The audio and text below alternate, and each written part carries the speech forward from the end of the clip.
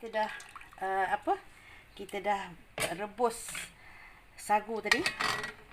Kita biar dia seketika, biar dia sampai kembang sendiri, tutup api, lepas tu kita cuci sagu ni. Kita tak nak ambil air dia tu.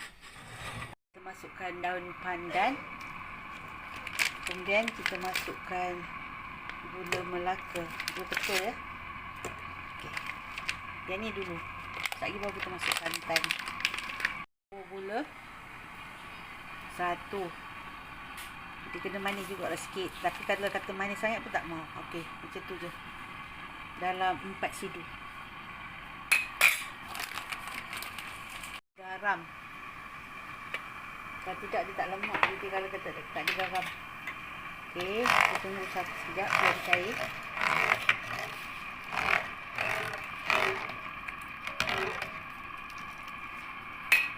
Okey, sagu tadi yang kita dah rebus, kemudian kita tus, kita cuci dia, kemudian tutus. Okey, sagu masuk siap-siap. Okay, bila dia mendidih tu, baru kita masukkan santan.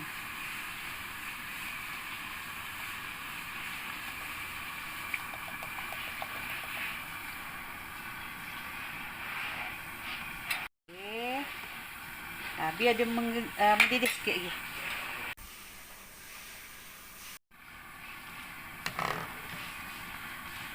Cantik lah. Sekejap lagi kita masukkan nangka tu. Nangka warna kuning. Cantik lah dia. Masak pengat nangka ni kita kalau boleh, bila kita bubuh bila kita bubuh santan tu, kita tak nak santan tu pecah minyak lah.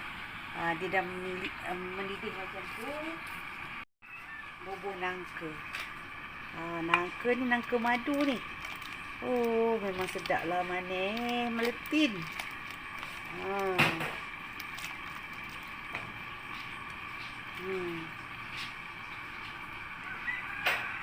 Okey. Kita tak nak masak lama tau. Bila kita bubuh nangka ni, kita tunggu sampai dia mendidih sekejap. Kita tutup. Macam tu.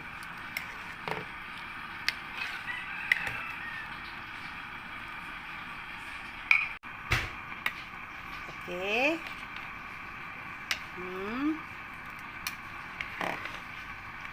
Kalau orang kata ya, macam-macam cara. Kalau kita tak nak makan begitu saja, kita boleh buat pengat.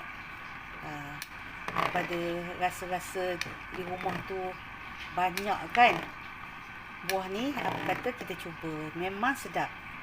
Tak boleh lama-lama lah, dia dah kita makan tu crunchy tu sedap lagi. Okey, kepada yang menonton, jangan lupa cuba. Tengok ada buah nangka tu, beli, kita cuba, komen, share dan subscribe. Jumpa lagi. Nampak meriahnya, bau pun sedap. Bye.